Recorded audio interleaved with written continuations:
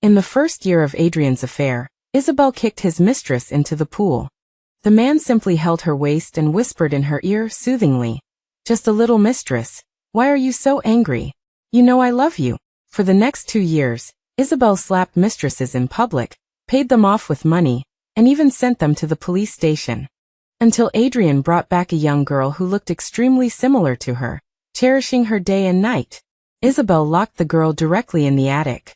But Adrian brought a group of people and threw her into the pool. "If you don't hand over Lila today, I'll drown you here."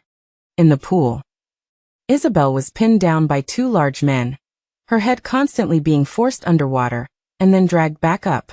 The pool water in December was as cold as ice, stinging her whole body. "You're treating me like this for a little, mistress? Adrian, is this what you call love?" Water droplets constantly slid down her face, her fox-like eyes red-rimmed. "Isabel, she's different." Different? She was indeed different. For 3 years, she didn't know how many mistresses she had dealt with. Those who had rumors with Adrian, those who appeared in hotels, and those who didn't know the immensity of heaven and earth and came to cause trouble at the villa. Adrian had always been indifferent. He would even coax her for days because he had angered her. Only after this Lila appeared did Adrian stop coming home, taking Lila with him every day. Reporters even photographed them dating and traveling abroad several times. The most outrageous time was a few days ago. Adrian brought her back to the villa and spent the entire night with her in their marital bedroom. "So what? She made me unhappy. What can you do even if I throw her into the sea?" Isabel looked at him defiantly, but her trembling fingers showed that she was just gambling. She was betting that Adrian still loved her. Adrian's dark eyes dimmed slightly. "Then don't even think about escaping this pool today." As soon as he finished speaking, 2 bodyguards pressed Isabel down into the pool. Water entered her nostrils, and she coughed violently as she was pulled up. Adrian sat in a chair, tapping his thigh with his index finger, his eyes only filled with indifference. "Not only will you not escape from here, but your cat, your best friend, everything you cherish, I will make them disappear." Isabel's eyes widened as she looked at him. The next moment, a bodyguard grabbed her cat. Her pupils constricted, struggling. "Let me go. You said that if I wasn't happy, I could deal with those people as I pleased. I also said, you are not allowed to touch Lila." Adrian moved his hand. "Throw it in." The cat's screams entered Isabel's ears, and she looked at Adrian in disbelief. Then the bodyguard pressed her into the water again. "Adrian." The moment Isabel yelled out, she was pulled up. "The person is in the attic." The moment the words fell, Adrian led everyone away quickly. "Sonny." Isabel walked towards her cat step by step, but when she picked up the cat, she found that it wouldn't move anymore. She trembled as she felt its pulse. It had stopped beating. Water droplets mixed with tears kept falling. Isabel carried her cat and walked out of the pool step by step. If she hadn't said it today, Adrian would have really killed everyone around her. She lost the gamble. But why? They had clearly loved each other for 8 whole years. She had been by Adrian's side since she was 15. At that time, her parents passed away, and everyone in the Ning family avoided her like the plague. Later Adrian appeared, because her parents had saved him. When he had just secured his position as the head of the Caldwell family, he took her to his side. For 12 whole years, Adrian spoiled her like a princess. Whatever she wanted, she didn't need to ask. Adrian would arrange for it to be delivered to her. If anyone made her unhappy, Adrian would teach them a lesson for her. If anyone gossiped about them being too close, Adrian would soothe her, saying that what's his is hers and what's hers is his. Later, she fell in love with this man who was 6 years older than her. But Adrian would tell everyone that he had fallen in love with her first, giving her all the security she needed. On the day they registered their marriage, he promised to love her forever. Until 3 years ago, many women appeared around Adrian. She became like a madwoman, constantly causing trouble for the women around Adrian. Mrs. Caldwell told her, "It's normal for a man to have a few women around him. You shouldn't look at how many women he has, you should see who can stay by his side all the time." Isabel began to endure. Because for so many years, Adrian had indeed always loved her. But Lila's appearance made her realize that things had changed. Because this girl looked so much like her. Her appearance, her personality, and most importantly, Lila was young, only 20 years old. Young girls were the most deadly. Isabel walked back to the villa, soaking wet and pale-faced in the cold weather, her lips equally pale. She expressionlessly held Sunny and picked up her phone. Mr. Peterson, the divorce process is completely finished. Please help me cancel my account directly. In a week, the account cancellation process will be completed. A week later, it would be her birthday, also a new beginning for her life. A month ago, Isabel tricked Adrian into signing the divorce agreement. At that time, he was busy coaxing Lila, and didn't pay attention to what he was signing at all. Today was the last day of the divorce cooling-off period. Isabel gave Adrian one last chance, also one last chance for herself. Adrian had abandoned her, so this time, she didn't want Adrian either. Isabel carried Sunny to the back garden, and dug a big hole under her favorite osmanthus tree. The maids next to her looked at each other, their eyes full of worry. "Madam, let us do it." "That's right, don't hurt yourself. If you get hurt, the young master will be angry." Isabel paused for a moment when she heard this, looking at her red and purple hands because of the cold, her eyes showing a painful expression. How could Adrian be angry? He should have found his little mistress by now, holding her in his arms and comforting her softly. She held Sunny and put it in its pink little nest, which was Sunny's favorite place to lie down. Isabel buried all of its favorite things with it. She also erected a small tombstone for it, which she wrote herself. After doing all this, Isabel began to pack her things. She opened her own walk-in closet, stroking the transparent cabinets, filled with countless clothes, shoes, and a wall of jewelry, all of which were given to her by Adrian. There were birthday gifts, holiday gifts, surprises that Adrian brought her from business trips, and things that Adrian specially bought to coax her when she was unhappy. The more beautiful it was in the past, the more ironic it all was now. She had people sort out everything inside, packing them into boxes one after another. Some were donated, some were thrown away, and the rest she took directly to be auctioned off. The second day Adrian didn't come home, Isabel went to a temple. Every year, she would have Adrian accompany her here to kneel and worship, simply because she heard that seeking the Buddha's blessing would bring them together for lifetimes. At that time, she hugged Adrian's arm and smiled brightly. "With my sincerity, the Buddha will definitely bless us, Adrian. We must be together for lifetimes." At that time, Adrian told her, "You don't need to believe in the Buddha, just believe in me. We will never be separated." Now everything was unnecessary. Isabel knelt before the Buddha for 6 whole hours. The abbot walked to her side. "Amitabha, what is the benefactor's obsession?"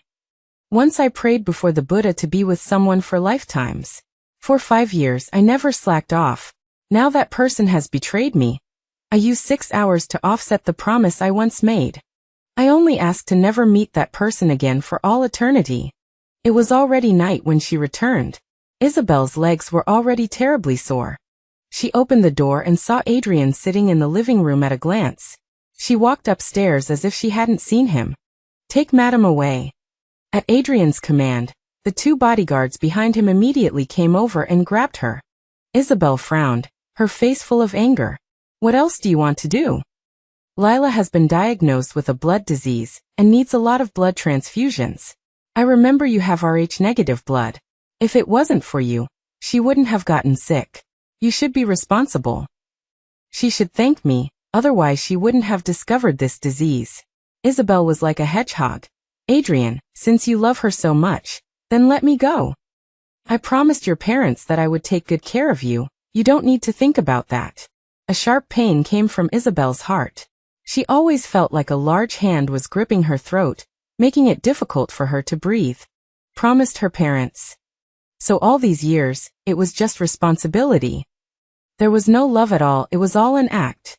Isabel was taken directly to the hospital. Adrian didn't care about her life or death, and threw her to the doctor. "She has Rh-null blood type. If there's not enough blood, just draw hers." Those cold words were like knives stabbing into Isabel's heart. It was as if Adrian wouldn't be satisfied until he had torn her heart to shreds. Isabel was pinned to the hospital bed. She watched helplessly as her blood was drained away, bit by bit. Dizziness, nausea, pain, all rushed to the surface at once. The patient has a high fever. Stop drawing blood immediately. The patient's temperature is dropping rapidly. The patient is in shock. Something's wrong. Quickly call the director over. When she woke up again, Isabel looked at the snow-white ceiling above her head. It dawned on her that she had almost died because of the transfusion. You wouldn't be like this if you just listened. She turned her head slightly and saw Adrian sitting by her bed. You know these people can't shake your position. The position of Mrs. Adrian will always be yours. I'll take care of all the gossip outside. Isabel, after all these years, why can't you be more sensible? Isabel closed her eyes in despair. A tear rolled down from the corner of her eye and disappeared into the pillow. Adrian, can you swear to me that you don't have any other feelings for Lila? That she isn't different from everyone else? I just kept her around for a few months longer. Lila is indeed different from others. It's normal. You need to accept it. Then I'll leave you for good. Isabel never thought Adrian would say such a thing so matter-of-factly. She clenched the blanket tightly, her voice filled with determination. You were brought to my side when you were 15. You can't go back to the Ning family anymore. The Caldwell family doesn't like you either. Even if you leave me, everyone knows the relationship between us. Who would dare to take you in? Isabel, don't be impulsive. Adrian sat on the chair, his expression hardly changing, as if he was completely using his business tactics on her. And she was trapped. He sighed softly and stroked her forehead. The position of Mrs. Adrian is still yours. Stop thinking about dealing with Lila. I will still be the one who loves you the most. Isabel's hand gripping the bedsheet trembled incessantly. If love is used as a handle, then she is a joke. For so many years, Adrian had controlled everything about her, but he forgot that she couldn't go back to the Ning family. But her parents had already left her a way out to protect her. The hospital room door was knocked. Am I interrupting you? Lila stood at the door in a hospital gown, holding a thermos in her hand. Isabel frowned slightly the moment she heard the voice. This was the second time she had seen Lila. The last time was at the villa, when she was nestled in Adrian's arms, very shy. Lila looked 5 parts like her, but lacked her arrogance and brightness. Lila, like her name, seemed fragile. Why did you come? Didn't I tell you to rest well? Why are you wearing so little? Come over here. Adrian got up and walked to her, then took off his coat and put it on Lila. Lila glanced cautiously at Isabel. I know that Mrs. Almost.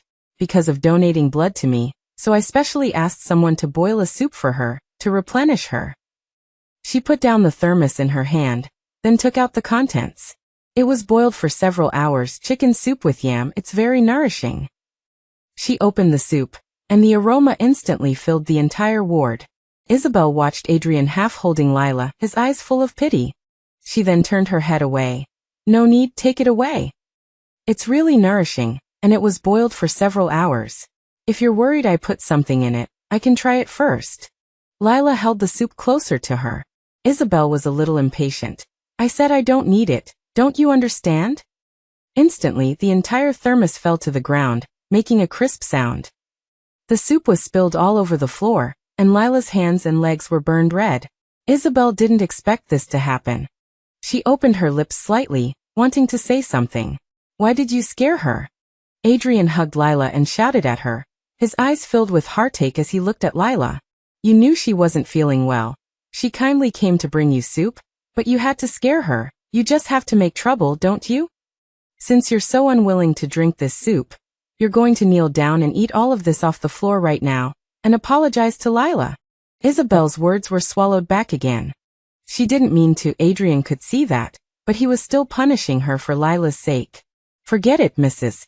Didn't mean to, and she never liked me in the first place. I was just trying to be nice. I won't come next time. Lila whispered in his ear. But Adrian looked at Isabel with a serious expression, even with a hint of disgust in his eyes. Did you hear that? If you don't do this today, I don't mind sending you to the Caldwell family's old mansion to receive family law punishment. Isabel sat on the hospital bed, forcing out a smile. Caldwell family law, death or injury. Adrian had suffered it once for her, and didn't get better for half a month. Now for another woman he was going to use family law on her. But she couldn't get hurt. She was leaving here soon. If something happened now, It would be very difficult to leave later. She had no choice. Isabel got out of bed little by little, clenched her fists and slowly knelt on the hot soup, then grabbed the chicken and yam on the ground and put it into her mouth expressionlessly. Miss Lila, I'm sorry. Adrian, everything is as you wish. Lila came to find Isabel on the day she was discharged from the hospital. Miss Isabel, I think you should be very clear about it these past few months. Adrian no longer loves you. Lila was wearing high-end custom clothing, as if her entire body was revealing that Adrian had prepared it for her. Completely different from that day in the ward. So, Isabel looked at her calmly. I know that I look a lot like you, and I know that Adrian has had many women around him, but I also know that I am one of the few people he has kept around for a relatively long time. Lila smiled. I hope you can withdraw. Isabel chuckled. He and I are legally married. Whether I withdraw or not is not up to a mistress like you. Even if he doesn't love me, I'm still Mrs. Adrian. What's the point of that? As long as I say a word, Adrian will stand up for me. Don't break your heart, and then hurt your body, right? Isabel just glanced at her, and then left. Lila wanted her position, and what she despised most was this position. It didn't matter. Anyway, she would be leaving in 3 days. Whoever wants his love can have it. When she returned to the villa, she found that Adrian had brought Lila home. She was very sensible and went straight to the guest room. The intimate sounds of them next door seeped into Isabel's heart little by little. She took a deep breath and got out of bed and walked to the balcony. Suddenly, she saw that the osmanthus tree in the garden was gone. Sunny's tombstone was also gone. Isabel panicked instantly. She confirmed it several times, finding that she hadn't seen wrong. She ran downstairs in a panic, almost bumping into a servant holding water. Madam, what's wrong with you? Isabel ran to the garden, constantly muttering. What's going on? How could it be gone? Who did it? When she got to the garden, the osmanthus tree had been dug up, leaving a huge pit. The surrounding soil had been turned over. Isabel searched round and round. Where's Sunny? Who took it away?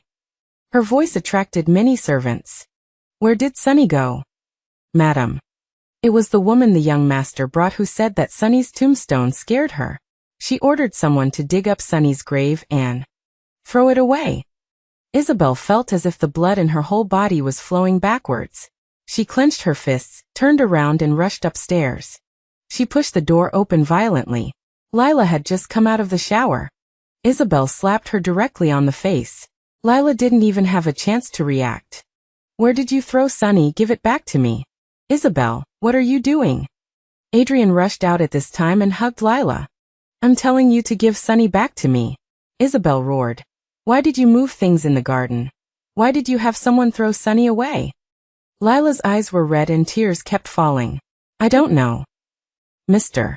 Adrian, you said let me order people to plant the flowers I like. I didn't expect there to be a cat buried there. It scared me so I really didn't mean to, I'm sorry.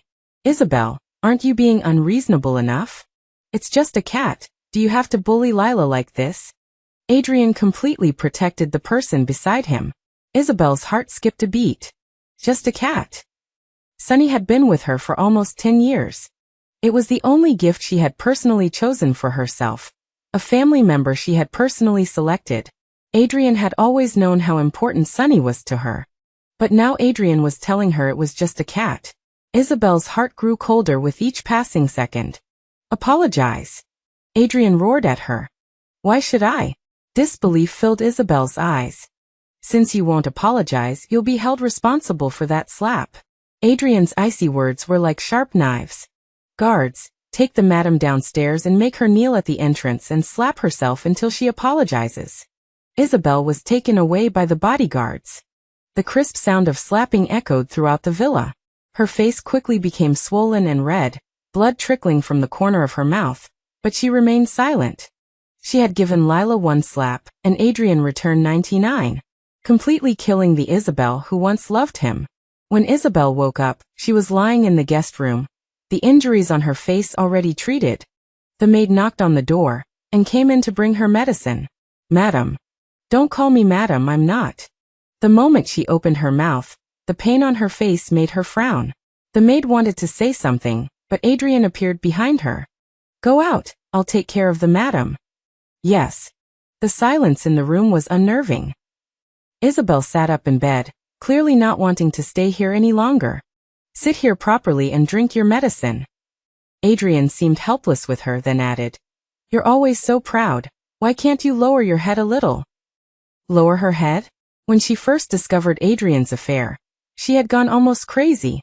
Later, she lowered her head, tolerating the existence of the mistress, tolerating these people who didn't know the immensity of heaven and earth coming to her door, tolerating dealing with Adrian's flirtatious companions. But what had her tolerance gotten her? Adrian's intensification. Adrian, we've known each other for 12 years. If you don't love me anymore, let's end this relationship with some dignity, instead of constantly humiliating me. Leave, that's all you know is leave. Isabel, it's normal for men to have a novelty for other things, why don't you understand? Letting you leave is impossible, divorce is even more impossible. I brought you by my side when you were 15 years old. No one understands you better than I do, and no one will love you more.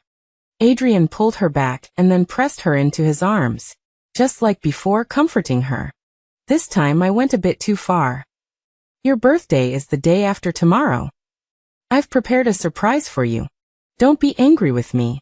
Isabel stared blankly at the calendar on the wall, her tone indifferent. Really? I also have a gift for you that day. Adrian paused slightly. I don't need a gift, I just need you by my side. Okay, I'll buy you another ragdoll cat just like that one later.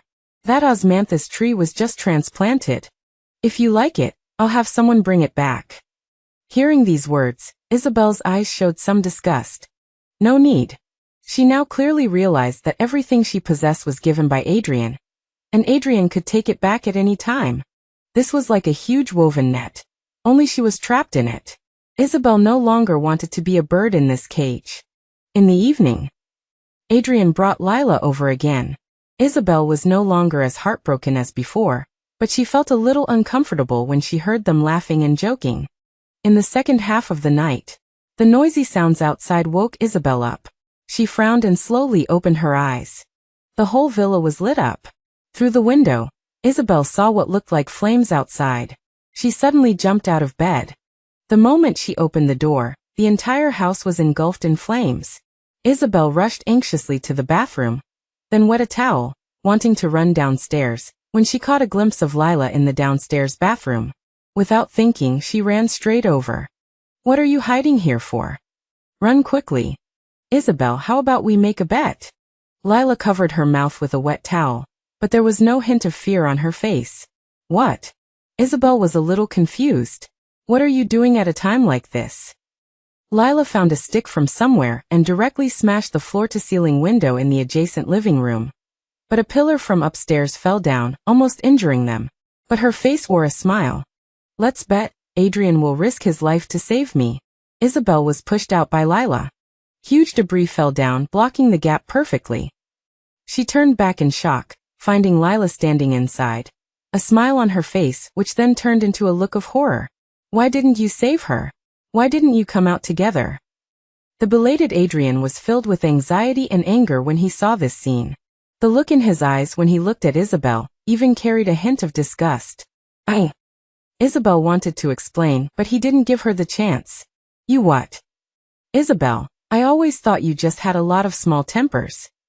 In the face of right and wrong, you were at least sensible. I didn't expect you to be so cruel. I'm telling you, if anything happens to Lila today, you won't have an easy time either. Adrian looked at Lila inside, and rushed in anxiously, the bodyguards next to him unable to stop him at all. Isabel stood there, watching Adrian rush in regardless of everything. Flames soared into the sky. The entire villa was engulfed in flames. Young master. It's too dangerous. Quick, you guys quickly connect the water pipes. Quickly protect the young master's safety, and have the fire department come over quickly. For a moment, Isabel felt her ears ringing. The movements of the people around her seemed to slow down. She watched Adrian hugging Lila tightly, smiles appearing on their faces at the moment they embraced. At this time, her face was covered in dust, several places on her body were blackened, and there were minor scratches on her legs and arms. People around her would accidentally bump into her due to being busy. At this moment, she truly felt that Adrian really didn't love her anymore. Once upon a time, Adrian would be heartbroken by even the slightest injury to her, and would reprimand her for her carelessness. She would just pout and say it was nothing, but he would worry for a long time. Now she was standing in front of Adrian, covered in injuries, but he was rushing to another woman. Lila had won, and she had lost. Isabel turned and walked away slowly, limping. Everything behind her was no longer related to her. The fire ended with Lila being rescued and Adrian seriously injured. As Adrian's current wife, Isabel had no choice but to go to the hospital. Only after arriving at the hospital did she find that Adrian had already woken up, sitting in a wheelchair, his expression grave. "You still know to come. Lila is in a coma to save you." "Isabel, when did your thoughts become so vicious?" Isabel looked at him, her tone indifferent.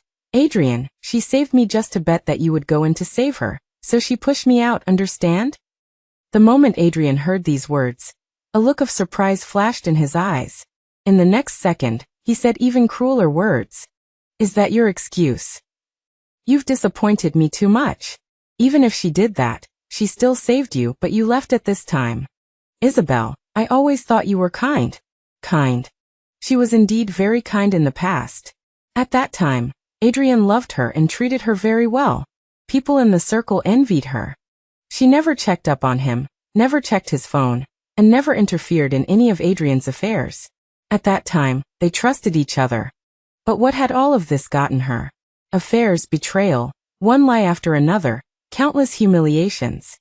"I was just too kind, so I tolerated your affairs." "Isabel, where are Lila's family members? The patient needs a blood transfusion. Come and sign quickly." The nurse shouted outside in the hallway. The moment Adrian heard these words, he looked at her. Isabel took a deep breath. "I'll go." "Adrian, this is not something I owe you, nor is it something I owe her. It's just that in this love game, I admit defeat." Adrian looked at her for a long time without speaking. Looking at the Isabel in front of him who wasn't crying or making a fuss, a sense of unease welled up in his heart. But isn't this what he wanted? Isabel just needed to be a stable and well-behaved Mrs. Caldwell. After so many years, how could he really abandon her? He had taken her out of the Ning family's hands back then, and he had planned to raise her for the rest of his life. But why did he feel panicked now that Isabel really didn't care about anything he did? After the blood draw, Isabel felt a little dizzy. The nurse helped her into the ward. She had just sat on the bed when the ward door was slammed open, and before Isabel could even look up, a slap landed on her face. "Do you know you almost killed my grandson?" "Mom, what are you doing?" Isabel covered her stinging, numb face and looked up at the two people before her. Mrs. Caldwell still had that same aloof expression, and although Adrian spoke up behind her, he didn't stop his mother in the slightest. "What's wrong, Adrian? Did you drop a generation?" She sneered. "You." Mrs. Caldwell was about to raise her hand again, but Adrian stopped her. "Isabel, watch your tone. Lila's pregnant." Isabel paused, her hand on her face, her mind reeling. "Lila. Pregnant?" Her gaze slowly turned to Adrian's face. Looking at this person who was so familiar, she suddenly felt a great sense of unfamiliarity. Not just his face, but everything. "Adrian, is this how you treat me?" Isabel's voice trembled. The moment she saw Adrian rushing to Lila's side without a second glance, she admitted she felt despair. But now, she felt not only despair, but also a touch of resentment towards Adrian. "What do you mean? You can't get pregnant yourself, so you're blaming Adrian?" Mrs. Caldwell immediately began defending Adrian. "I told you a long time ago, being a Caldwell woman means enduring. You've been married to Adrian for 5 years, and haven't shown a single sign of pregnancy. Now you want to harm my grandson. Do you really think there's no one left in the Caldwell family?" Isabel stared intently at Adrian, her lower abdomen cramping in pain. "Adrian, what did you say to me back then?" He had once said that he was always careful because he was afraid Isabel would suffer during childbirth. He even said he would never consider having children in this lifetime. But now he had gotten another woman pregnant. Slapping Isabel in the face once again. Adrian was silent once more. She clutched her cramping abdomen, the pain unbearable, but she still stared at Adrian, as if determined to get an answer from him. But Adrian said, "Mom, you go out first. I'll talk to her properly, and make sure she doesn't hurt Lila." "Humph. I told you a long time ago. She's not someone you can underestimate. I didn't agree when you brought her back, and now you've spoiled her so much that she's completely out of control." Mrs. Caldwell radiated dissatisfaction, her eyes filled with disdain. Isabel clenched her fists, cold sweat already breaking out on her forehead. After Lila's doing better, apologized to her. "I'll talk to Mom." Adrian sat on the bed, his tone indifferent. "Maybe I've spoiled you too much these past few years, which is why you're so unrestrained now. Isabel, after Lila's baby is born, I'll give her a sum of money and let her leave, so she won't bother us anymore. But this child must stay. A Caldwell child can't be left to wander." The ward fell silent. Isabel lowered her head, her shoulders suddenly shaking. Then laughter echoed in the room. "Adrian, are you saying I have to help you raise your mistress's child?" She thought she would never cry again. But the moment she looked up, a tear slid from the corner of her eye. It turned out that when a person was completely desperate, tears would fall involuntarily. "You make me feel like so many years of love were a joke. Adrian, were you playing me for a fool?" Adrian frowned slightly. "Isabel, you need to be understanding." "Okay," Isabel replied softly and curled up under the covers. Adrian really thought she was being understanding, and started saying sweet words, as he always did. "Tomorrow is your birthday. I've arranged everything. No one dares to question your status." But all she ever wanted was love, and Adrian didn't understand. She didn't want to say any more. Soon, all of this would be over. She replied fuyan. "I want to rest." "Then you rest." The door closed. Quiet sobs gradually filled the silent space. Darkness enveloped everything, like a shroud of shame thrown over her, allowing her to indulge for once in her weakness and helplessness. Isabel thought that the thing she regretted most in her life was falling in love with Adrian. "What does 'your identity has expired' mean?" Isabel was about to leave the hospital when Adrian stopped her. She glanced at the information on the screen, remembering that Mr. Peterson in Australia had prepared a new identity for her, and her information here had been cancelled. And today just happened to be the expiration date. "Maybe my ID card expired. I'll get a new one tomorrow." "I'll have someone drive you there then." Adrian raised his hand to look at the time, and said, "Someone will pick you up and take you home later. The makeup artist is already at the house. It's your favorite one. You go first. Lila has to do some tests later, so I'll stay with her and come find you." Isabel looked at Mrs. Caldwell and Lila not far behind Adrian, the two of them chatting and laughing. Adrian also turned his head from time to time to look behind him. It seemed that they were the real family now, and she was an outsider. At this moment, she suddenly felt relieved. What didn't belong to her was no use, no matter how many years she tried. She didn't need to change herself for others. "Adrian, I forgot to say something." "What?" Adrian turned his head, slightly surprised. Isabel took a deep breath, straightened her back and said, "Congratulations on becoming a father." Adrian looked at her, his eyes filled with complex emotions. He didn't understand why Isabel would suddenly say something like this, and the uneasiness he had been feeling for the past few days surged up in his heart again. "Isabel, that will also be your child." How could it be her child? Adrian always said she was too naive, but now she thought that the person who was truly naive was Adrian. Turning to leave, Isabel suddenly looked at him again. "Adrian, if I leave one day, will you feel that everything you've done today was a mistake?" Adrian frowned, his tone losing its initial friendliness. "I told you you can't leave. And after this, everything will return to normal." Isabel smiled at him without saying anything more, then turned and left the hospital. She made an excuse and had the person who was supposed to pick her up go back. At the same time, she gave them a USB drive, saying it should be projected onto the big screen later. Then she hailed a taxi and left. She didn't go back to the villa, nor did she go to the airport. Instead, she went to the cemetery. Standing in front of her parents' tombstones, grievance filled her chest. "Dad, Mom, I'm leaving here, and I'm going to leave Adrian completely. Your decision back then was right. Maybe I shouldn't have stayed here in the first place. Now I finally understand. I might not be able to come back and see you in the future, but I will miss you. She placed 2 bouquets of flowers on the tombstones, and after saying a few more words, she reluctantly left. On the way to the airport, she saw the makeup artist calling her. She had deleted all of Adrian's contact information, and finally threw the phone card out the car window. Suddenly, snowflakes began to fall outside the window. Isabel watched this scene, suddenly remembering the day Adrian came to pick her up. It had also snowed. At that time, Adrian was like someone walking out of the light, saving her life. At that time, she thought she would love this man for the rest of her life. Now she understood that for Adrian, it was just a small act of kindness. He had spoiled her for 12 years, then taken everything back, and finally said she was too pampered. But Adrian had forgotten. Back then, when she was bullied, Adrian said that with him, she could do anything she wanted. She reached out and caught a snowflake.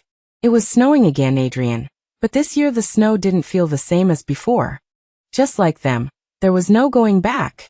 Goodbye. Goodbye forever. Adrian, the banquet is still tonight, so just spend some time with me. Lila held Adrian's hand, leaning against him, being very clingy. Adrian looked at the time. It was indeed still early. At Isabel's usual speed, she should still be getting her makeup done, maybe still struggling to choose which clothes to wear. Thinking of this, he couldn't help but curve his lips into a smile. I'm here to keep you company. The doctor said you need to rest well. Drink your pregnancy stabilizing medicine first. I don't want medicine. I want you. Lila hooked her little finger around his, her eyes openly seductive. The buttons of her hospital gown were undone at some point, revealing her slightly swollen belly beneath. In the past, Adrian might have taken the bait. But today, for some reason, he felt a vague unease. His mind kept replaying the calm look on Isabel's face when she left. He pulled his hand away, trying to hide his discomfort. Rest well. Don't be silly. I'm not being silly. Don't you want to? You said it was exciting the other day, didn't you? And Isabel isn't paying attention to these things anymore. Isn't that great? Lila slowly got up, trying to take off his clothes. In the next second, Adrian pushed her away. It's not that I don't want Isabel to pay attention to these things. It's just that I'm afraid she'll find out about them. It's her birthday today. I don't want her to be unhappy. Lila's eyes filled with tears and she said aggrievedly, I know all of this is for Isabel's sake, but I can't help it either. The doctor said that if the baby doesn't feel the presence of its father, it will be uneasy too. Adrian, you do care about me, right? That day you saved me from the fire. Adrian suddenly interrupted her. I told you everything is for Isabel. What about me? Lila pointed at herself, tears streaming down her face. Isabel can't have children. I'm giving her a child for nothing, Adrian. What do you take me for? Just a tool for procreation? Adrian, you love me. If you didn't love me, you wouldn't have gotten angry at Isabel because of me. You're just afraid to admit that you've changed your heart. Enough, Adrian roared. He looked at the aggrieved Lila, but the words of rejection stuck in his throat. But he clearly loved Isabel in his heart. After all these years, it was impossible for him not to love Isabel. Even when he found out that Isabel couldn't have children, he had hidden it for many years with the excuse that having children would harm her body. But Mrs. Caldwell kept urging him, and even tried to find women for him. In the end, he had no choice but to choose Lila, who looked remarkably similar to Isabel. He didn't expect Lila to actually get pregnant, thinking that as long as Lila gave birth to this child, everything could go back to normal. He was doing all of this for Isabel, wasn't he? But the heart that had always beat for Isabel seemed to be really going haywire. Adrian turned his head away, unwilling to believe his own feelings. You stay here in the hospital and rest. Don't appear in front of Isabel during this time. She's in a bad mood lately. I don't want to cause any more trouble. I understand. Lila bit her lip, her eyes downcast, looking especially pitiful. Adrian thought that the banquet must be getting ready to start. So he left the hospital, got into his car, and called the banquet venue, saying that Isabel hadn't arrived yet. He was just about to call the villa to ask about the situation when he received a call from the hospital instead. Mr. Caldwell, something happened to Ms. Lila. Please come to the hospital immediately. At the hospital, Lila was being rushed into the emergency room. Adrian sat on the bench outside, his face grim. When Mrs. Caldwell arrived, she angrily hit him on the back. Don't you know that pregnant women can't be upset? What did you do to make her angry? Did Isabel say something to you? I've said it before, it was a mistake to bring her back to the Caldwell family in the first place. Even if her parents were kind to you, you could have given her a sum of money. Why did you have to marry that girl and cause so much scandal for the Caldwell family every day? Now she's trying to kill my grandchild. If you don't control her, I'll use the Caldwell family's rules to discipline her. Adrian's head was throbbing from her scolding. He rubbed his temples, feeling extremely annoyed. Mom, Isabel didn't say anything. It was me. All right, I'll coax Lila later. All the way here. It would be a lie to say he wasn't worried about Lila, but Adrian still refused to admit that he really had feelings for Lila. Perhaps it was just because her face looked too similar. I'm planning to move Lila to the old mansion. As long as Isabel is around, my grandchild will be in danger. After all these years, she still hasn't learned to tolerate this. She doesn't deserve to be the Caldwell family's wife. I'll handle Lila. You don't need to interfere in this matter. Long ago, he had already told Lila that after she gave birth to the child, he would give her a large sum of money, and then she would leave here and never come back. This was the deal they had made. Mrs. Caldwell didn't know anything about this. After all, none of the women she had tried to set Adrian up with had succeeded. Even the ones that almost succeeded were intercepted by Isabel. It was only now that Adrian had become enlightened, and had Lila, this woman, and a child. Naturally, she wouldn't interfere too much in these matters. Suddenly, Adrian's phone rang. Is it Isabel again? Are you going to tell me that Isabel is more important than the child inside? Mrs. Caldwell said impatiently. Didn't we already give her a birthday banquet? What other trouble is she going to cause? Adrian felt the phone vibrating in his pocket. His mind was in chaos. If he answered the phone now and went to the banquet, there would be no one here for Lila. If something happened to the baby again, then all their efforts would have been in vain. It was just missing one birthday banquet. Once things settled down here, he would definitely spend more time to make it up to Isabel. Thinking this, he ruthlessly silenced his phone. When Lila woke up, the banquet was already over. Adrian had been worried about Lila's condition, so he hadn't checked his phone the entire time, and didn't know what had happened at the banquet. She suddenly opened her eyes and touched her stomach, anxiously asking, "Is the baby okay?" "It's fine. The doctor said you were too emotional, and need to rest well." Adrian stroked her head. Then, "Are you going to leave?" Adrian was silent for a few seconds. No. As long as things stabilized here, he would go to the villa to apologize to Isabel and bring her birthday present. Lila hugged his arm, revealing a happy expression. "Really? Adrian, I knew you wouldn't abandon me. You do care about me." Adrian didn't answer. He looked at Lila in his arms and for a moment, really had a feeling of illusion. Adrian stayed with Lila these past 2 days. Isabel didn't call him or give him any news. He couldn't help but feel anxious, thinking that he would comfort Lila and make her drink the health-restoring soup later, and then go to the villa to see Isabel and deliver her birthday present. But as soon as he reached the door of the ward, he heard Lila speaking in a tone that was different from her usual one. She seemed to be on the phone. The Caldwells are a bunch of fools. They actually believe that this child can be born. If I hadn't bribed the doctor, they would have found out long ago that this child won't last more than 6 months. After Isabel arrived in Australia, she rented a house. The wealth her parents left her was not small, and had been kept in the bank all along. The Nings had been eyeing her parents' property from the beginning. If it weren't for Mr. Peterson keeping it a secret, it would have been divided up long ago. During this time, she bought a lot of furniture and prepared to renovate the house she was renting now. After all, life was her own. When the renovation workers arrived, Isabel helped carry things. She rented a small detached house with a small yard. It wasn't particularly big, but the entire house was very airy, especially the yard, which she liked very much. There was another house next door, but she hadn't seen anyone there since she arrived. After the things inside were set up, Isabel began to move some potted plants. She had already planned it out. She would plant some of her favorite flowers and plants in the yard, and she could also plant some vegetables. Although she hadn't learned to cook yet, it was good to be prepared. When she was moving a relatively large potted plant, a Samoyed suddenly rushed toward her. Isabel's mind was in chaos, and she subconsciously threw down what was in her hands. The potted plant made a loud crashing sound. At the same time, a clear, stern voice rang out. "Sonny, stop." It wasn't just the dog that stopped, but also Isabel. She stood there, her mind somewhat blank. Sonny? Had she heard correctly? "Sonny, come here and apologize." As he spoke, the Samoyed ran to its owner behind him, and then followed its owner step by step. Isabel stared at the Samoyed, blinking. "You weren't scared, were you?" "I'm so sorry. Sonny is seeing a stranger for the first time. It probably just felt curious and ran toward you." Isabel then came back to her senses and looked at him. She was stunned at first glance. The man was wearing gold-rimmed glasses. His whole person was fair and exuded elegance.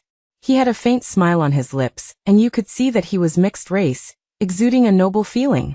Isabel had seen many good-looking people, but this was the first time she had seen someone so good-looking, and with such a presence. "It looks like you really were scared. I'm so sorry. This is my contact information. I can compensate you for any losses."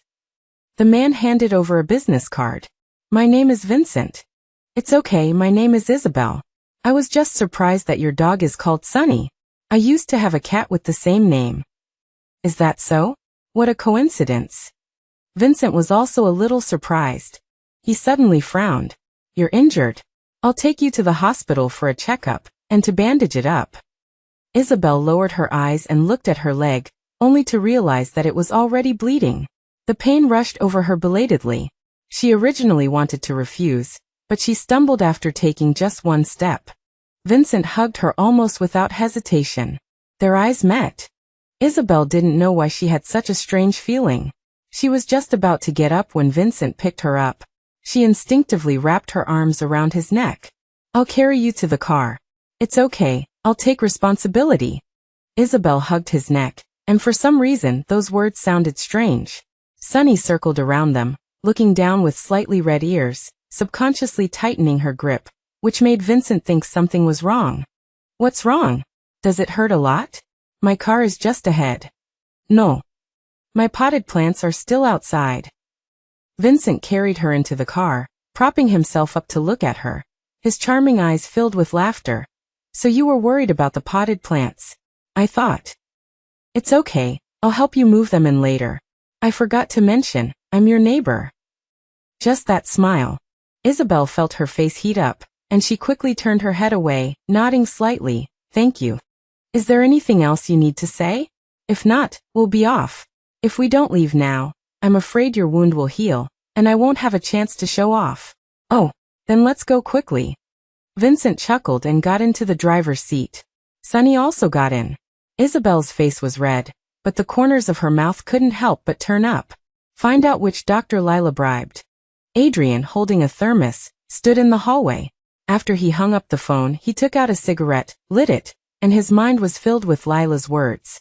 "Of course I know how to make a big score. Mrs. Caldwell likes me very much now. Adrian has even abandoned his wife for me. If this baby wasn't impossible to carry to term, would I give up the position of Mrs. Adrian? Isabel is also a fool. She can't handle even this little trick. I thought she was so capable. When the money comes through, we'll go abroad directly. I've already decided where to go. Adrian probably won't be coming for the next few days. Why don't you keep me company? The doctor said it's okay to do it even when you're pregnant." His face darkened, and he threw the cigarette on the ground and stepped on it. Half an hour later, Adrian sat in the chief doctor's office. Dr.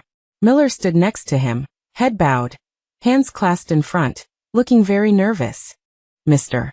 Caldwell, is there something wrong with Ms. Lila? How much money did she give you?" Dr. Miller looked up the moment he heard this, his eyes filled with fear. The next second, he knelt on the ground. 30,000, Mr. Caldwell, I know I was wrong, I really didn't mean to.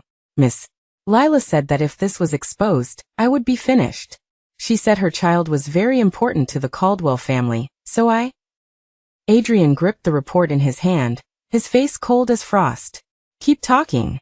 I told her that the child couldn't be saved, and she said that she would blame the abortion on the madam so that you wouldn't blame us. She also said that as long as it was done, she would give me another 200,000. Adrian slammed his hand on the table, and Dr. Miller lowered his head even further. Very well, what a good plan. Without thinking, he took Dr. Miller to Lila's ward. Lila was lying in bed playing with her phone, looking quite happy. When she looked up and saw Adrian, a smile immediately appeared on her face, but it paused slightly when she saw Dr. Miller beside him. Adrian, why are you so late? I've been missing you. Adrian stared at her with dark eyes, his handsome face devoid of any expression. Lila was about to reach out and take his hand when Dr. Miller knelt down beside her. Miss Lila, I really don't dare to help you frame Mrs. Adrian anymore. I will return the 30,000 you gave me intact. The smile on Lila's face instantly froze. What nonsense are you talking about? I've already told Mr. Caldwell everything, Miss Lila. You should admit your mistake. Dr. Miller was too afraid to say anything more. A panicked look flashed in Lila's eyes. She grabbed Adrian, her tone earnest. He's lying, Adrian, you have to believe me. I really didn't frame Isabel Gia. Is that so? Didn't you say that this child wouldn't survive for more than a few months? Didn't you say you were going to blame the abortion on Isabel? Didn't you say you were going to make a big score? Adrian pulled his hand away. Lila collapsed onto the bed the moment she heard this. How could this be? How could he have heard? No, I was threatened, Adrian. They took a fancy to me, forced me, and then forcibly took me. If I didn't listen, they would hit me. Lila knelt on the bed, her eyes filled with tears, looking extremely pitiful. It's true, Adrian, you have to believe me. They did it all. I didn't mean to lie to you either. They forced me to serve them both.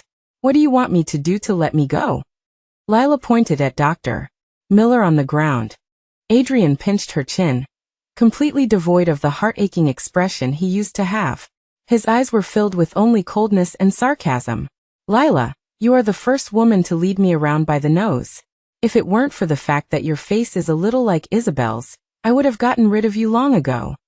I'm telling you, I will get back all the grievances Isabel has suffered here.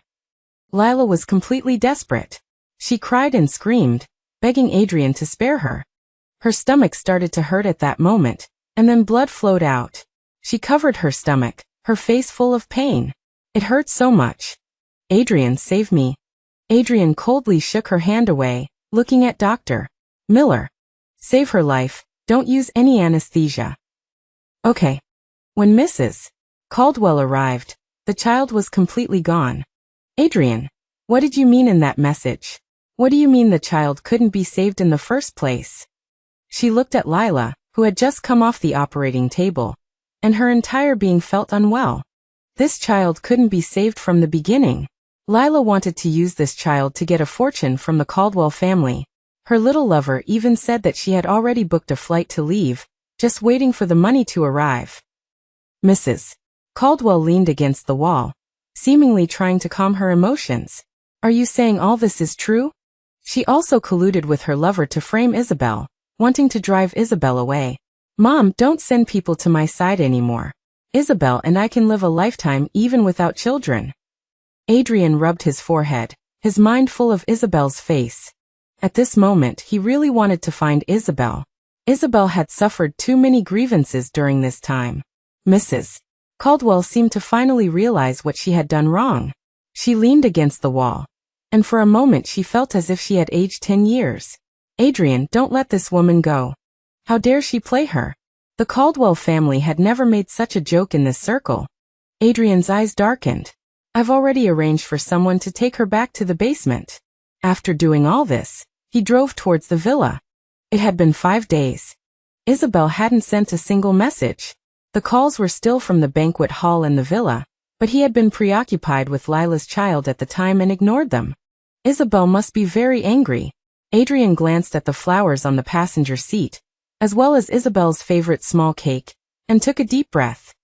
He hadn't felt this kind of tension since 12 years ago, when he rushed to the Ning family and brought Isabel back.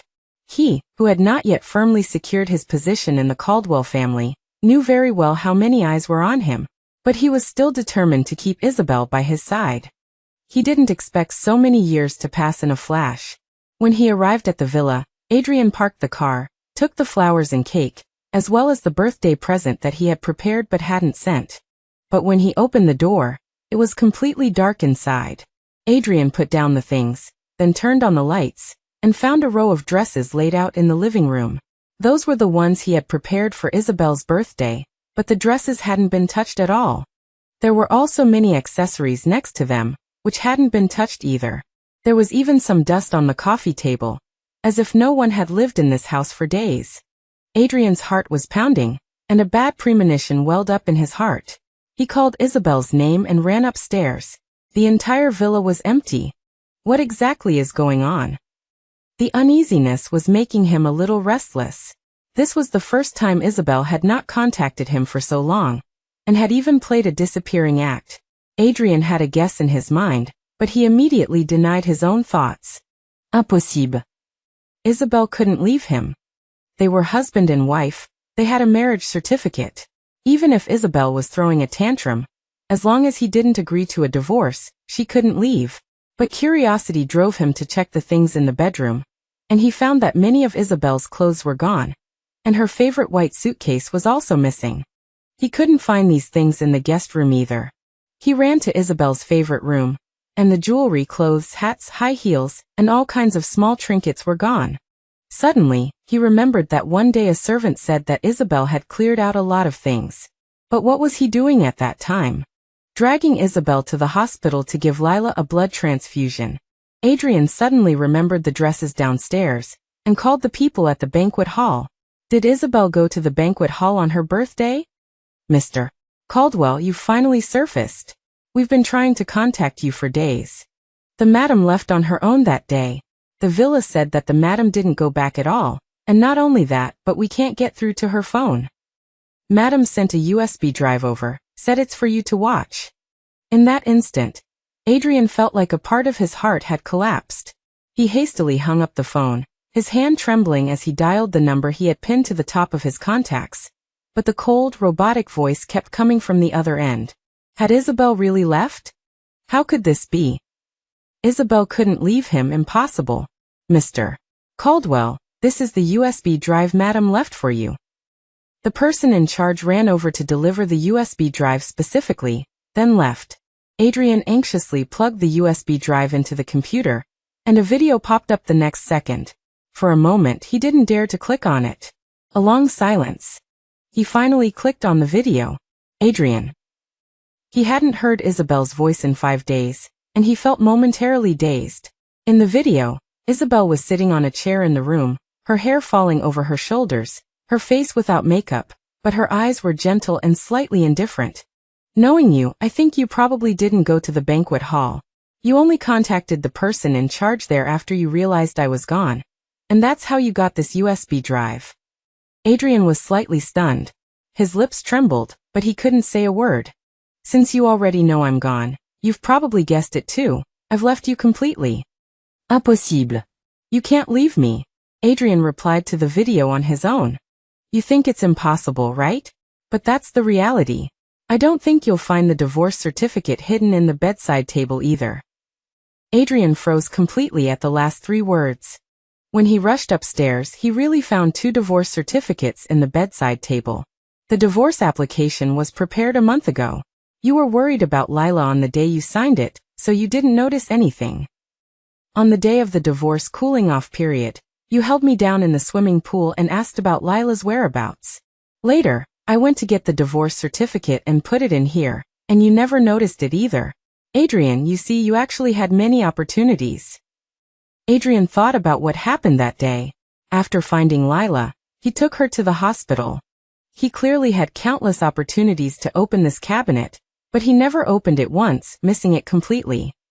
Adrian suddenly felt regretful. Why was he so careless? The day I recorded this video happens to be the 12th anniversary of our meeting. 12 years, it's been a long time. Isabel took out a group photo in the video. It was taken 12 years ago. We've known each other for 12 years, loved each other for 8 years, and been married for 5 years. But why did you suddenly stop loving me? I don't understand. I kept looking for reasons within myself. In the end, I could only attribute it to, perhaps I'm no longer young. But why do I still love you? Even though you're older than me. Why have I remained consistent? Adrian, the way you rushed into the fire to save Lila that day was just like the way you came to save me at the Ning family back then. At that moment, I understood that I had completely lost.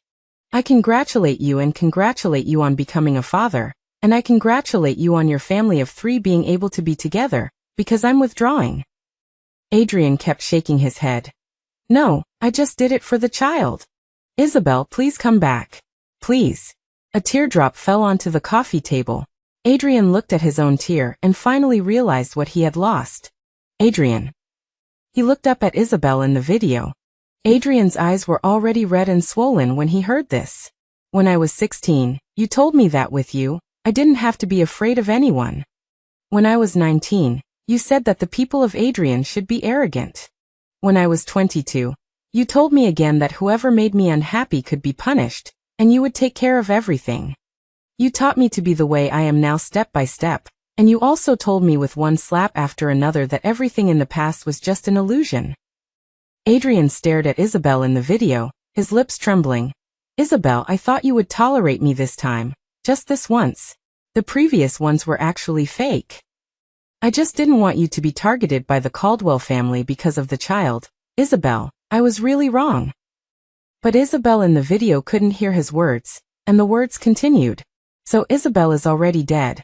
Don't come looking for me, and don't even think about investigating where I've gone, or using any means to force me back. I have nothing to do with you anymore. No. No. How could we have nothing to do with each other? Isabel, please don't be angry with me, okay? He collapsed on the ground, Isabel's voice echoing in his ears. Adrian, I wish you all the best, and I wish us to never have any relationship, and never see each other again. Are you really planning to open a coffee shop? I can invest. Isabel lay on the recliner, the sunlight falling on her face, especially comfortable. The weather here is really good, the breeze gently caressing. Even if there is something unhappy, it will be alleviated by such good weather. Sunny circled around her, its tail occasionally brushing against her arm, which was extremely interesting. So trusting of me? Vincent put a cup of coffee next to her hand. Isabel naturally picked it up and drank it. Great talent. How could I not trust you? Actually, I also want to find something to do. Although her money is enough for her to live a lifetime, it's really boring to always lie down. She and Vincent have been in contact since going to the hospital. They also walk the dog together every day. Later, Vincent found that she had nothing to do and was just lying down every day. So he handed over the task of walking the dog to her. Gradually, the two became more familiar.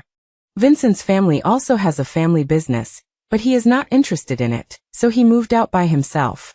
He said he was not interested, but he also invested a lot. Vincent's business acumen is stronger than Adrian's. Isabel discovered this at a meeting.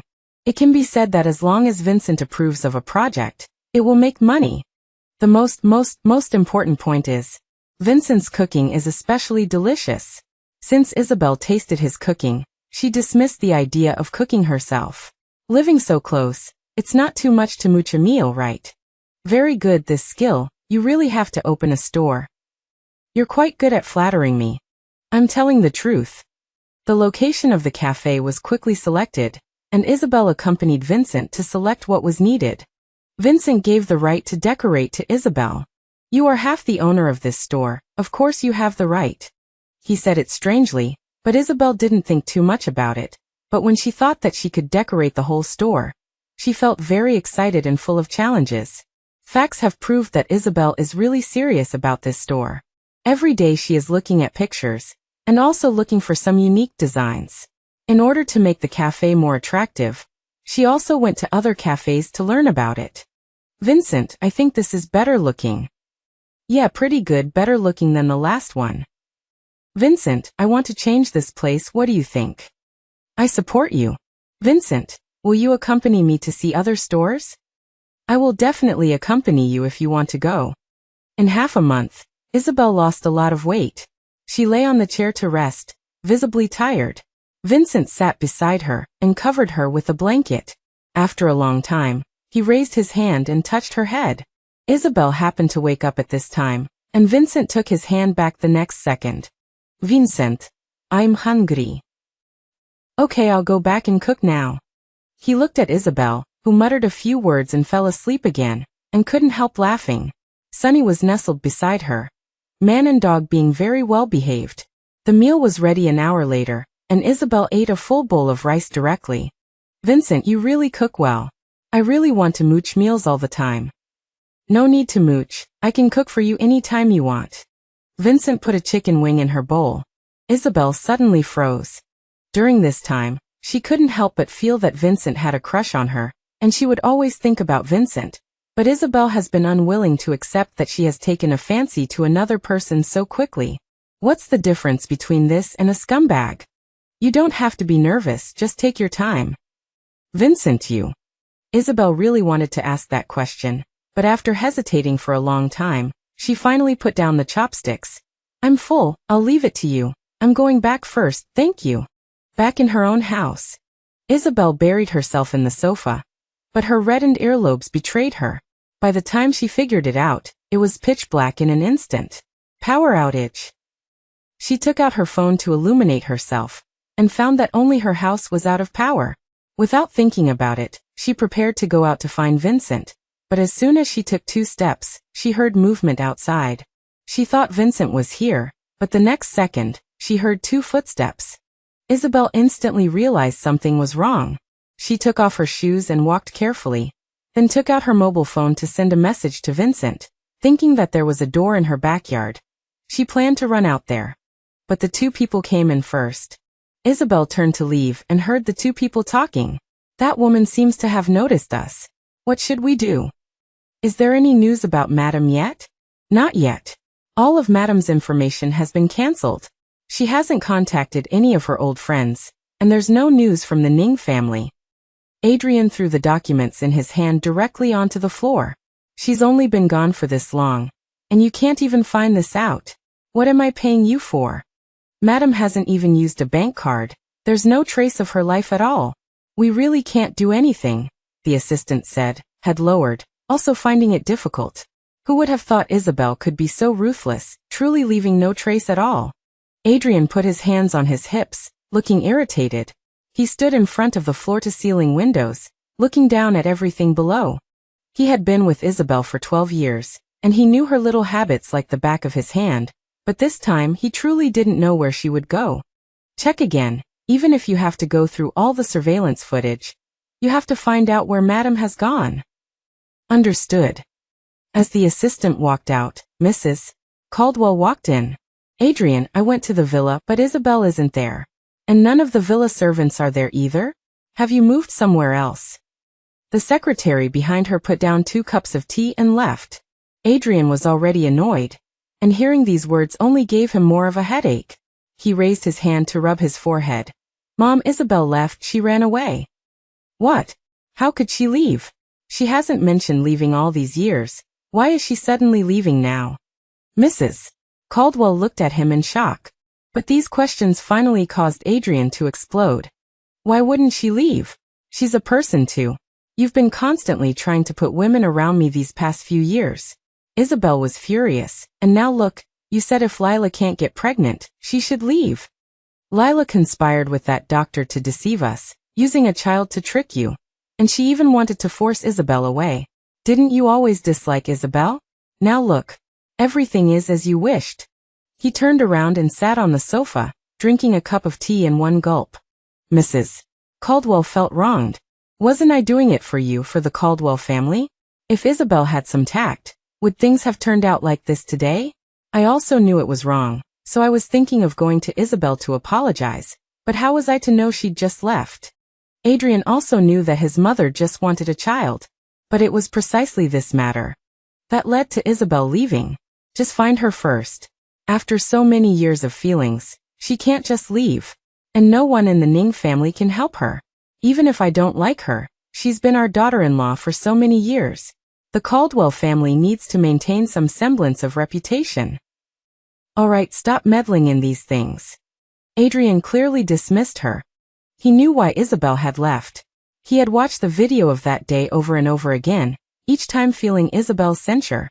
Mrs. Caldwell suddenly said, "Where's Lila? Where have you locked her up?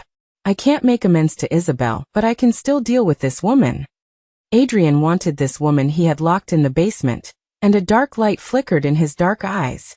Lila was the one who caused all of this. If it weren't for her, Isabel wouldn't have left. You're right, I'll go take care of this matter first. Inside the villa, Adrian walked towards the basement. There was a musty smell, not damp, but very dim, looking a bit creepy. The further he went, the more clearly he could hear the voice of the person inside. "I want to see Adrian, let me see Adrian. I have his child in my belly. He wouldn't dare treat me like this. He loves this child the most. Ah, let go of me. Who told you to treat me like this? I'll tear your faces off. Where's Adrian? Please go tell him, can I see him?" Adrian walked into the room. Lila was covered in blood. Her face so dirty that you couldn't even see what she looked like. One of her legs was chained, and there were bloodstains on it. The moment Lila saw Adrian, a look of joy appeared on her face. "I knew you would come to see me, Adrian. I know I was wrong. Please let me go." She knelt on the ground and kowtowed. "I can still get pregnant. I definitely won't play tricks this time.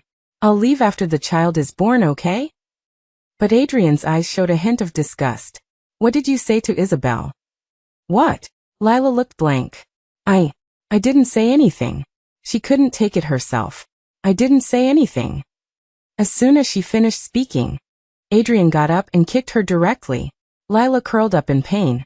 "Didn't say anything? Why would Isabel leave? I'll make you pay the price." Lila clutched her aching belly and stared at Adrian, her eyes red. "Wasn't it you who indulged me?" Adrian was instantly furious. "What did you say?" Lila suddenly laughed. Her laughter echoed throughout the basement. "When something happened to me, didn't you hold Isabel down in the swimming pool? Didn't you grab her and give me a blood transfusion? You smashed the soup and made her kneel down to eat it and apologize. The villa was on fire, and you rushed in to save me without regard for anything, then had her give me a blood transfusion? That day of the birthday party, you stood her up for me, Adrian. Isn't this all you indulged me?" One thing after another was said by Lila, and all the memories flooded into Adrian's mind at this moment, and he unconsciously clenched his fists. So Isabel had suffered so much. And what about him? What had he done? Constantly pushing Isabel into the abyss, and rebuking her for being ignorant. "You're speechless because I hit the nail on the head? What if I tricked you? If you hadn't indulged me, would I have done this? And you believed me too. Adrian, I've said it before, you've fallen for me. You just don't dare to admit it." Adrian narrowed his eyes and pinched her chin, the ferocity in his eyes completely undisguised. "Who told you to say these things? You're not worthy of me loving you." But he knew in his heart, it was him who had hurt Isabel. When Mrs. Caldwell pressured him, he could have refused, but he used the excuse that Isabel would be gossiped about to approach those women. He had cheated long ago. Isabel forgave him again and again, but he began to not care about Isabel's feelings. Over these past few years, Isabel had gone from madness to acceptance to calmness. This obvious change, he actually attributed all of it to Isabel being sensible. "Whether I'm worthy or not isn't up to me to say, Adrian. If you're really a man, admit your inner feelings. You're just relying on Isabel not divorcing you. That's why you dare to be so unscrupulous." Lila looked at him with a smile, her tone full of mockery. "Now that she's left, you know the taste of losing her. Aren't you cheap?" Adrian loosened his grip slightly. Lila was right. He was just presumptuous, relying on Isabel's love for him to treat cheating as a matter of course. They had been together for 12 years, and the one thing Isabel couldn't accept was cheating. But she indulged him little by little. Now that Isabel had left, he regretted it. He had promised to take care of Isabel for the rest of his life. But he had lost her. "Adrian, dare to swear that during this time, you haven't been moved by me? Dare to say that everything you did was really just for that child." Lila gradually broke free from his control, then sat up and looked at him. You were calling my name in bed, Adrian. Stop lying to yourself. You've already fallen in love with me. Adrian was silent. Just when she thought her coaxing had succeeded, Adrian got up and stomped on her face. Lila was stunned, and pain spread throughout her body. Even if I changed my mind for a moment, so what? I could never really fall in love with you, and you're not worthy. If it weren't for the fact that your face looks a bit like Isabel's, do you think you could have climbed into my bed? Adrian's tone became increasingly cold. Lila was unwilling. But Isabel has already left. Wouldn't it be better for you to be with me? Isabel can't have children. I can give you children. You're worthy. Adrian increased his strength, and Lila cried out in pain. I will find Isabel, and you, I will make you suffer here. All the suffering Isabel went through. I want you to pay it back without missing a single thing. Before Lila could react, two people suddenly appeared, dragged her up, and walked all the way towards a pool. It was only then that she felt fear. No. No, you can't treat me like this, Adrian.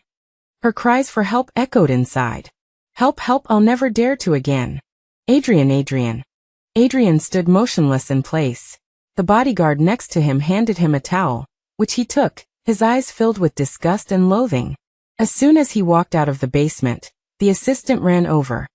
Mr. Caldwell, there's news about Madam. In the hospital. Isabel was lying on the edge of the bed, dozing off. Vincent on the bed was leaning against the headboard, looking at her with gentle eyes. He raised his hand to touch Isabel's face, recalling the events of that day, still feeling faintly afraid. If Isabel hadn't hidden well, if he hadn't seen the message in time, the consequences would have been unimaginable. That day, two black men secretly cut Isabel's power lines, causing the blackout. Both were carrying guns, making it clear this was more than just a simple robbery. Vincent noticed something was wrong at Isabel's house from his own place, and was about to go check when he saw the message Isabel had sent. He immediately called the police. Then he tried to sneak in from the yard. As soon as he opened the garden gate, one of the men spotted Vincent. He reacted quickly, tackling the man to the ground. A gun fell out, and Vincent grabbed it, pressing it against the man's forehead, calmly asking about Isabel. The man didn't know. Vincent knocked him unconscious. He took out his phone to message Isabel, and found that she had replied, saying she was hiding in the storage room, and that the two men had guns. Isabel was aware of the entire situation. Vincent breathed a sigh of relief. He had dealt with one person, and the other should be easier. But the other man was smarter than Vincent had anticipated. Perhaps not seeing his companion he had secretly hidden. Vincent planned to get Isabel out of the storage room first. As they were about to exit through the garden gate, they ran right into the man. The man raised his gun directly at Isabel. Without thinking, Vincent pulled Isabel into his arms, and they took cover. Gunshots rang out in the vicinity. Vincent didn't dare take any risks, as Isabel was by his side. He couldn't let her find another place to hide, as the other man could wake up. He looked at the gun in his hand, ready to take a chance. Are you scared? He whispered to her. Isabel shook her head then nodded. A little, but it feels exciting. Vincent smiled slightly and said, Crouch down, close your eyes if you're scared. Gunfire continued. Isabel closed her eyes in fear. Vincent watched their surroundings. He wasn't careful enough and was hit by a bullet, fortunately not seriously, just a graze. The other man wasn't so lucky, taking a direct hit. Vincent was about to finish him off when the sound of police sirens filled the air. He breathed a sigh of relief. They gave a statement, handed the guns over to the police, and were taken to the hospital by the police. That's how the incident finally ended. The only thing that surprised Vincent was that Isabel cried when she saw his wound. This confirmed something for him. Lost in thought, Isabel woke up. How do you feel? Are you still uncomfortable? Should I call a nurse? The first thing she did when she woke up was ask about Vincent's injury. Vincent leaned against the headboard, his peach blossom eyes smiling, his tone casual. Uncomfortable, but I don't need a nurse, just need you here. Isabel looked away, a little embarrassed, and mumbled quietly. Aren't I already here? Are you finally willing to face me then? Vincent asked her. The calm words revealing a hint of surprise that was almost imperceptible. Isabel knew what she thought in her heart. She just felt that her change was too fast, Like it shouldn't be this way. She sat up straight, quietly looking at Vincent, as if she was ready to reveal everything. Vincent, aren't you curious why others call me Sophia, but I told you my name is Isabel? This was her identity here, arranged by Mr. Peterson. It was clear that on their first day meeting, she had told Vincent her real name.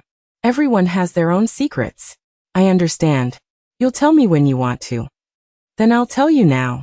Isabel took a deep breath. I was married. I knew that person for 12 years, married for 5.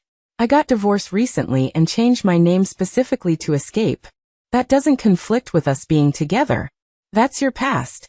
I don't mind it. I'm just a little disappointed I wasn't part of it. Vincent said openly. Isabel was surprised by his candor, then she raised a fatal topic. My ex-husband might come looking for me. Would you remarry him? Vincent looked at her seriously. This eye contact reminded Isabel of when they first met. Also these unique eyes. She recalled the time they had spent together, comfortable, happy, unlike the feeling Adrian had given her. Adrian was always busy with work, especially when he had just taken over the Caldwell family. It could be said that everything fell on his shoulders. So during that time Isabel was bullied at school, but Adrian didn't know. Later, Isabel had a serious illness, and the doctor noticed something was wrong and informed Adrian. After that, Adrian assigned bodyguards to Isabel's side. During her student days, Isabel actually had very few friends. Everyone feared the Caldwell family, and was even more afraid of upsetting Isabel. Isabel didn't care about any of that, because she felt that she had Adrian. Until now. She understood that she was too dependent on Adrian. Vincent was different. He would support her in doing anything, accompany her, and encourage her to try many different things. If she did something wrong he would say, "Great." That feeling was magical. I won't. From the moment I decided to get a divorce, I didn't consider remarrying. This is my past. I don't want to hide it. Maybe one day he will come looking for me. I don't want to be questioned at that time, and I don't want things to get unpleasant. Vincent smiled. You're single, I'm single, and you won't consider remarrying your ex-husband, so us being together is perfectly reasonable. What kind of logic is that? Isabel couldn't help but laugh. No logic. I just want to be with you. Vincent took her hand, his eyes gentle. Isabel saw the seriousness in his eyes.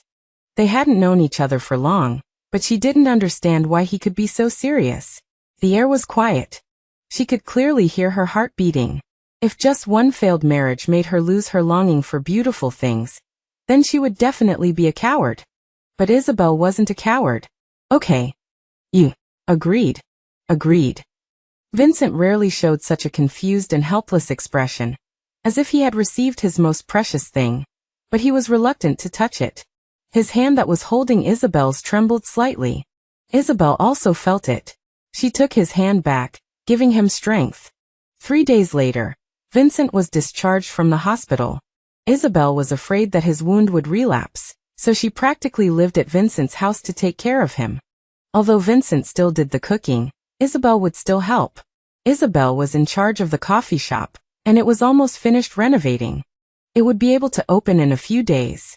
Isabel had never felt so fulfilled, as if everything was getting better, even to a higher level. Sonny, don't jump on Papa. Lying on the sofa, she instantly sat up and grabbed the big marshmallow that was trying to rush towards Vincent. Sonny was extremely aggrieved by the shouting. It sat on the ground, ears drooping, innocent eyes looking at Isabel. How many times have I told you? Your dad is injured right now. You're so fat, jumping on him is going to kill him. Be good. Wait until you're thinner to jump, okay? Sonny tilted its head, looking at her blankly. Isabel sat on the carpet, teaching it. Vincent pulled her up to sit in his arms. Thinking of Vincent's wound, she unconsciously shifted her position. A muffled groan suddenly came from her ear. The next second, Vincent leaned close to her ear. Don't move around. Isabel wasn't a naive young girl. Naturally, she knew what was happening. She calmly and coolly said, I was afraid of touching your wound. Who knew you'd react like this? Vincent pulled her around to face him, raised his hand to pinch her chin, and slightly tilted her head, claiming her tempting red lips without warning. Isabel didn't resist. She just froze for a moment, then closed her eyes and wrapped her arms around his neck. After the kiss ended, both were slightly out of breath. That reaction wasn't intense. Now it's intense. Vincent's voice was low and husky. Isabel leaned on his shoulder, laughing quietly. Sunny circled around them, the scene very happy. The day the coffee shop opened, Isabel was tending to the flowers at the door when Adrian's sudden appearance surprised her. "Isabel, I finally found you." Isabel's hand holding the scissors paused. She turned her head to meet Adrian's surprised eyes. She put down the scissors, calmly and plainly. "Hello, are you here for coffee?" "Isabel, come back with me, okay?" Adrian walked forward, his face visibly tired, his eyes pleading. "Sir, you've mistaken me for someone else." Actually, Isabel could admit that the divorce was finalized. Everything was clearly divided. She had nothing to hide, and there was no need to worry that Adrian would really take her away. It was just that she didn't want to create a lot of trouble, especially since Vincent was inside. "What's wrong with you? Did you get injured and lose your memory? How could you not recognize me?" "Isabel, it's me, Adrian." Isabel frowned slightly, pulled her hand away, and took several steps back, not concealing her disgust at all. "I don't know you. What exactly do you want?" "I'm Adrian, your husband. We have so many years of memories and love. How could you just forget me like that?" "I don't believe it. I don't believe it. We were together since we were 16, and stayed together until today, 8 years of love, 5 years of marriage, so many years of affection. How can you just say you've forgotten?" "Forget it. It doesn't matter if you don't remember me. Come back with me. Let's start over, okay?" The next second, Vincent appeared behind Isabel, embracing her in his arms, declaring his ownership. "Go back with you? Sophia and I are already together. You say go back with you and I'll just let her go." Vincent had just walked in and saw the sudden appearance of Adrian, recalling what Isabel had told him a few days ago. He had anticipated that he would come, but he didn't expect it to happen so quickly. He immediately changed his story, just to solidify the truth of Isabel's amnesia. Seeing the tall Vincent embracing the petite Isabel, the intimate contact, the matching appearance, it was like a sharp thorn piercing Adrian deeply. Pain overflowed from his heart throughout his body, countless cells screaming in agony, causing him to clutch his heart and gasp for breath. He couldn't accept it, couldn't accept that Isabel already had a man by her side. In his heart, Isabel belonged to him, Adrian. Even if they were divorced, she was still his alone. Even if she had amnesia, she was still his. He pointed at the two of them, shaking his head frantically. "I don't believe it. I don't believe it. Isabel, you must have hired someone to act to deceive me, right? How could you be with someone else?" Adrian's voice was faintly choked with sobs. He still hadn't given up, grabbing Isabel's slender arm, his grip so strong it felt like he was going to crush her joints. "Come with me. Come back with me. Isabel, come back with me. Even if you have amnesia, I will take you away." Isabel frowned, her face full of pain. Vincent roared loudly. "Let go of her." Adrian regained his composure, a red mark appearing on Isabel's arm. Vincent helped her rub the swelling, his eyes full of pity. "Are you sick? My girlfriend already said she doesn't know you. Why are you still pestering her here? I'm telling you, if you don't leave now, I'm going to call the police." Vincent stood in front of Isabel. He was taller than Adrian, looking down at him, his eyes full of anger. Adrian wanted to say something more, but could only watch helplessly as the two of them left, Vincent taking Isabel back to the cafe. How could he be willing? Watching Isabel be with someone else. Isabel loved him so much. They were together for so many years. How could she just forget him? And how could she be with someone else? He didn't believe it. Moreover, he had already turned over a new leaf. All Isabel could do was forgive him and return to their former life. Wouldn't that be good? Thinking of this, Adrian clenched his fists and followed the two of them into the cafe. He sat by the window. Vincent saw him and immediately prepared to evict him, but he stopped him under the guise of being a customer. Vincent nodded heavily, staring at Adrian from a short distance. At this moment his gaze was entirely on Isabel, who was working aside. Isabel also treated him as heir. As long as Adrian felt he was just making a fool of himself, he would naturally leave. Moreover, she was already with Vincent now, and there was even less of a chance that she would leave with Adrian. The moment she decided to leave, There was no turning back. Isabel prepared to close up, hugging Sunny next to her and showering her with affection. "Sunny, Mommy will take you out to play, okay?" Upon hearing this name, Adrian was even more shocked. Sunny. Isabel's previous cat was named Sunny. Adrian looked at Isabel, his expression gloomy. "Are you lying to me? You don't have amnesia at all." Isabel froze in place, but quickly regained her composure. "Adrian, we're already divorced. Can you please stop pestering me? I finally found my own life. Why do you have to appear and disturb me?" Adrian looked at her, the tears in his eyes growing more and more abundant. "Isabel, do you remember the day we got together? That was the first time I was so happy. In the past, I was pursuing you. Now can you give me one more chance to come back to my side?" Isabel gave a cold smile. "No need, whether I have amnesia or not, there's absolutely no possibility of us ever being together again. Moreover, Vincent and I are getting married soon." This sentence was like a clap of thunder exploding in Adrian's mind. Married? A chill spread throughout his body. This sentence completely plunged him into an ice cellar. He had never imagined that the woman in front of him, who had once told him that she would be with him for life, would spend the rest of her days with another man. "Mary? Are you lying to me?" Adrian quickly walked to her side and grabbed Isabel's arm. She shook off his hand. "That's right, married, so you can leave now. You can't get married. You can't." He assaulted Isabel's lips, biting her, and tightly hugging her in his arms, as if trying to knead her into his own embrace. "Get out. Get away." Blood oozed from Isabel's lips, and she pushed away the nearly frantic Adrian with all her might. "Isabel, you can't go, you can't leave me otherwise. I'll die. It's all my fault. I shouldn't have been with Lila. I shouldn't have done so many things that hurt you. I really know I was wrong, really. Don't be with someone else. Don't marry someone else, okay? Give me one more chance. Give me a chance to come back to your side. This time, I will definitely treat you sincerely." With a slap, Isabel swung her hand and landed on Adrian's face, sounding extremely loud in the open cafe. "Isabel." Vincent rushed over upon hearing the sound, so nervous that he didn't even have time to change his form of address. Looking at Adrian in front of him, Vincent raised his fist and heavily punched him on the left side of his face. "What are you trying to do to Isabel?" After saying that, he tightly protected Isabel behind him. His face was gloomy, but he comforted Isabel behind him. "Isabel, it's okay, I'll handle it, you go back first." Isabel quickly left the cafe with Sunny in her arms, leaving only the two men facing each other. Vincent's eyes were full of coldness as he looked at Adrian with uncontrollable anger. "Since you decided to be with another woman, you should never disturb Isabel's life again. What are you doing here again? Pretending to be deeply in love. You hurt her countless times, then gave her a sweet treat. Do you know that because of the hurt you caused her, she has nightmares day after day, and can't sleep peacefully every night?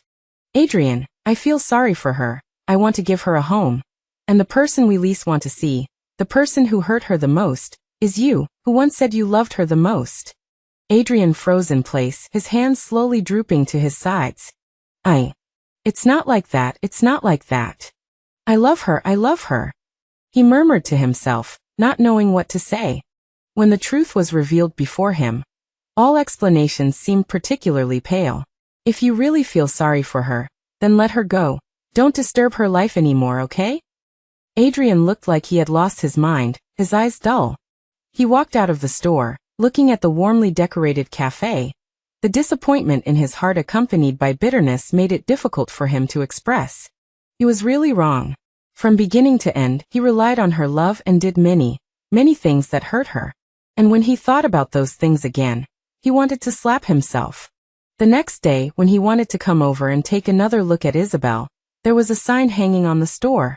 For transfer. Looking at these two words, they pierced his heart. Adrian looked for a long time, looking at the familiar delicate handwriting, and lowered his head. Finding Isabel was not a difficult task. He quickly found the second cafe where she had settled in this city. But now he no longer dared to take a step forward. Looking at Isabel's busy figure, the happy smile on her face, he actually felt happy too. Watching her and Vincent walking together with Sunny, he followed behind them, hiding and dodging.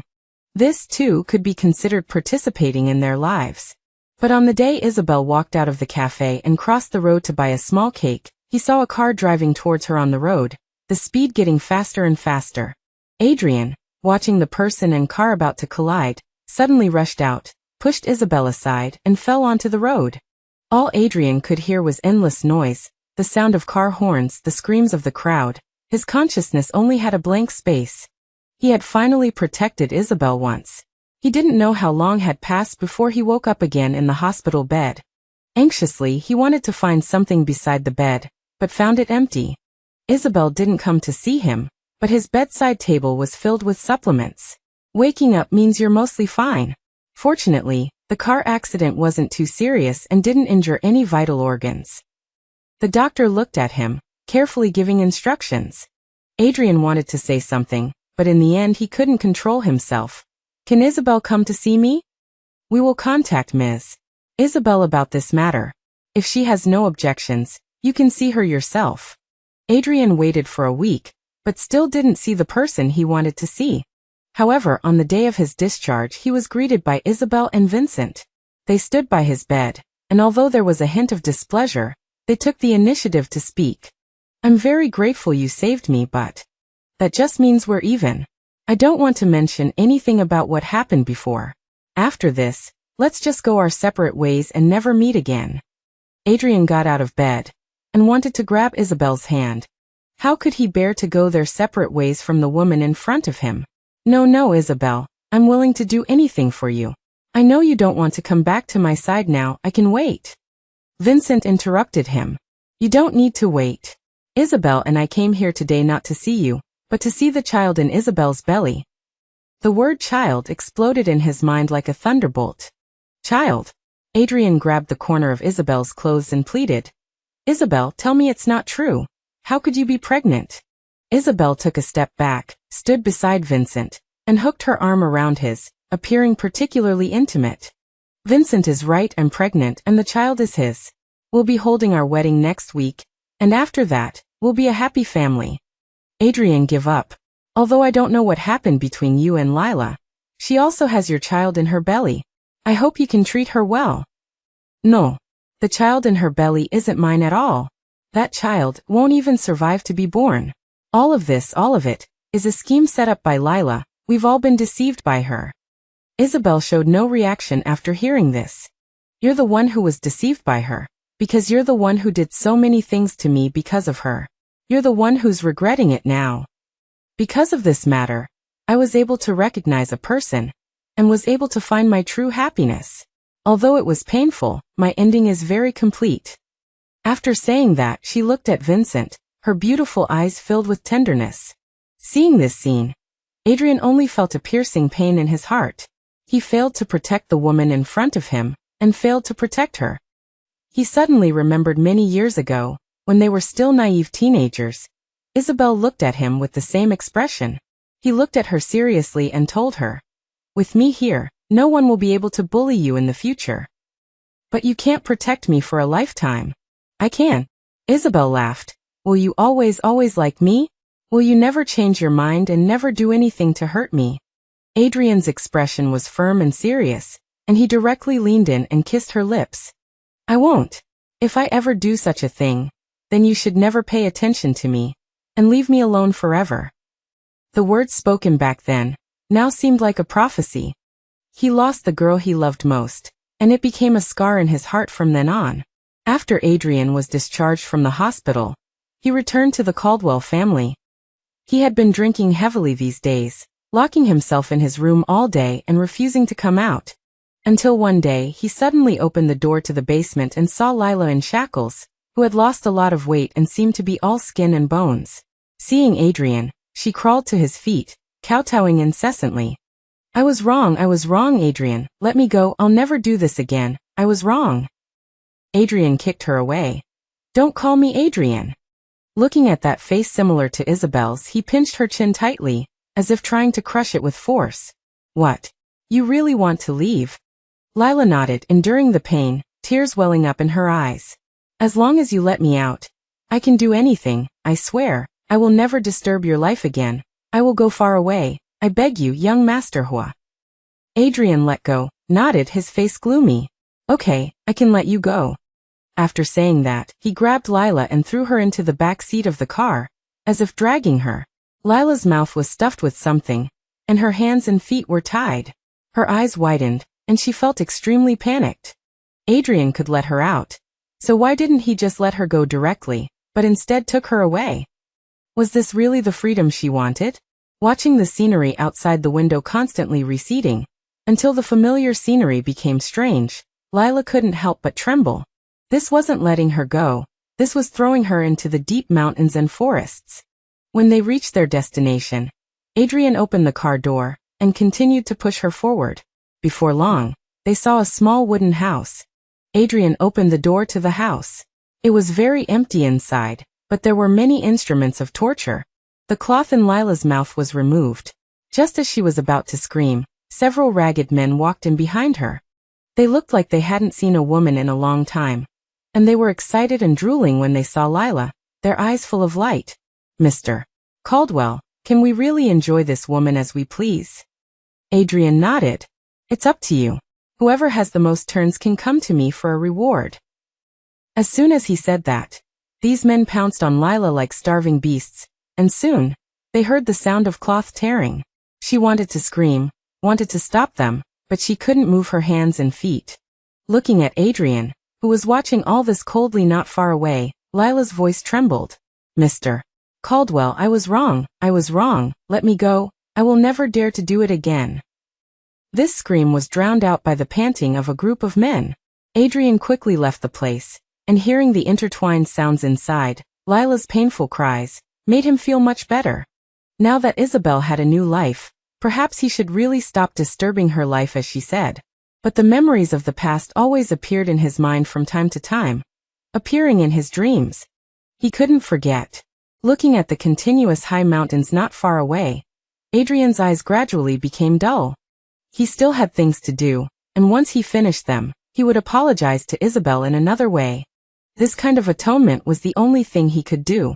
Isabel and Vincent had already set the wedding date, next Monday. The two were busy with all of this. Feeling Vincent's care, Isabel stroked her belly, and looked forward to everything in the future. Vincent, he was different from Adrian. He was mature, stable, and very considerate. If she had met him earlier, maybe her life would have been smooth sailing a long time ago.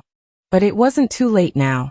Isabel and Vincent's wedding was not very grand, which Isabel had requested. She only wanted to invite a small group of people to attend.